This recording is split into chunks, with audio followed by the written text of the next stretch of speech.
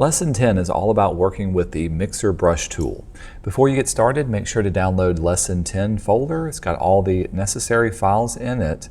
And to get started, we're going to work on the Palette Start Photoshop document.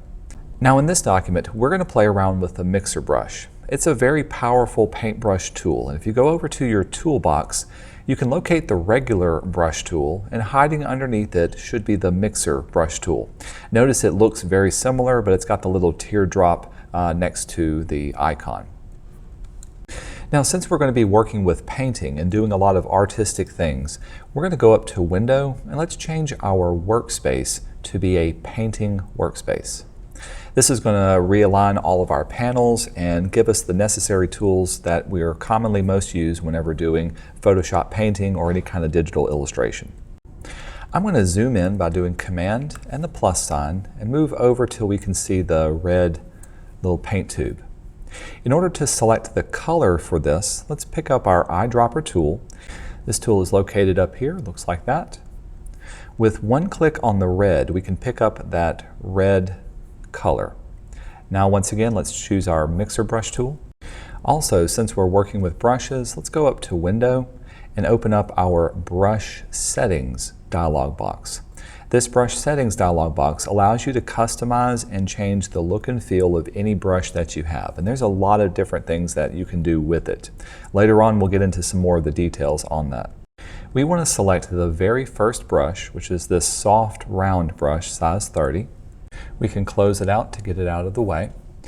Have a look at the top in your control panel. When working with the Mixer Brush tool, there's lots of different little controls and settings that you can play around with. Specifically, playing around with the wetness of the color you're working with, how much is loaded and how much is mixed are the three main things to work through. Rather than individually lining these up and playing around with them and really not knowing what you get, you can also click on the Custom drop-down menu and you can get some predefined, pre-made mixes. Let's choose Dry for our first one. Notice with Dry selected, the wetness is 0, it's going to load 50%, and it's not going to mix anything together. It's just going to give us that one particular color. By the way, there are some other different settings that you can play around with as well, but we're going to keep these at the default. With red selected, when you start to paint, you can paint a zigzag back and forth over and over again. Eventually, the color will start to fade and run out, and you can see how it slowly gets rid of that red color. This is because we've loaded up 50% of it, and eventually it will completely run out. It's not wet, and so it's not going to smear around. It's going to act like it's a dry media brush. Let's keep playing around with this and scroll down to the blue settings. Grab our eyedropper tool and select the color blue. Grab our Mixer Brush one more time and open up our brush settings. This time, let's find the one that's the round sketch ballpoint. It says 60 and it looks something like this.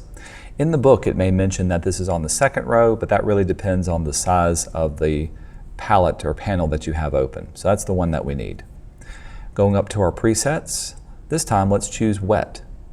Notice now that it's a little bit wetter, it's still loaded up, and it's going to start mixing in the colors.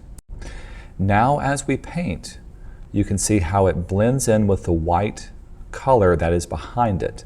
Since we're painting on white, it picks up color and it starts to move it around. So it's acting like it's a wet media based on whatever we're painting on top of.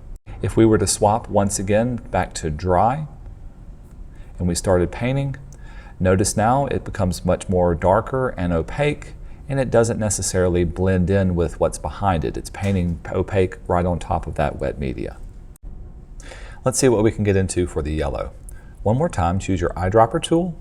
We'll scroll down, choose the yellow brush, go back to our Mixer Brush.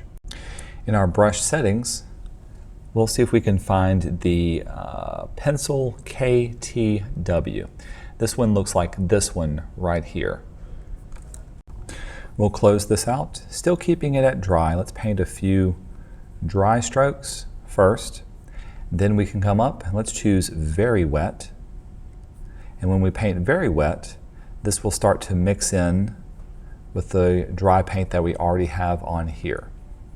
So you can start off by adding solid colors and then use wet to mix them in, or you can start off with wet colors and then add dry paint on top of it to add in the details. It all depends on the settings that you've got for your mixer. The last thing the book wants us to do is to simply play around with the green color. So we'll sample it, grab our mixer brush tool.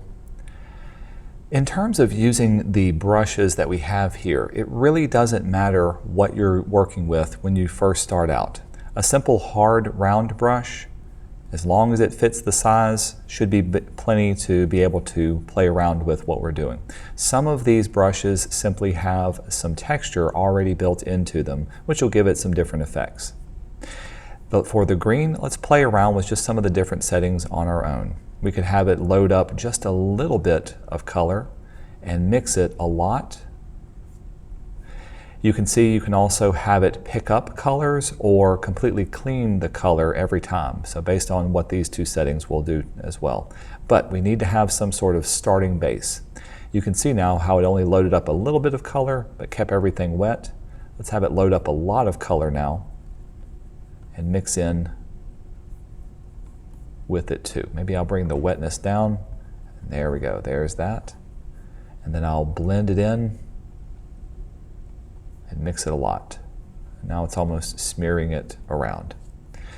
So for this last one, simply play around with the different settings that you can work with this, or you can play around with the different settings that are preset for your brush.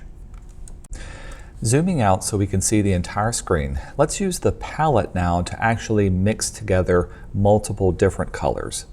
Now when we mix together the colors, pay attention to what layer that we're working on. Choose the Paint Mix layer, and when we're working with our Mixer brush tool, make sure Sample All Layers is not checked on. If this is turned on, this will start to pick up some of the brown color that's underneath it, and that'll start to mix in that brown, which is not what we want. We want to mix just the colors that we lay down. Let's go to our brush settings and do just a simple soft round brush. We'll use our eyedropper tool. Let's pick up some of this red. And going back to our brush, let's paint some red inside of this circle. By the way, when you place it down there, we should have had it set to be just dry because that'll give us our best way of placing just a solid color on here. Now if we want to blend our colors, together, let's set our settings to be wet and make sure clean brush strokes is checked off between each one because we want to be able to blend based on whatever color we pick up. Let's grab our eyedropper tool and pick up on some of this blue. Grab our mixer brush again. Now when we go to paint, every time we paint, it's going to blend in a little bit of that blue with the red that's already on top of it. So it's mixing it in and giving us a red plus blue equals this nice royal purple, and that's what we want to see. Now that we've got a purple created, we can use our eyedropper tool to select that shade of purple, grab our mixer brush tool, and let's paint a little bit in this second circle as a starting point.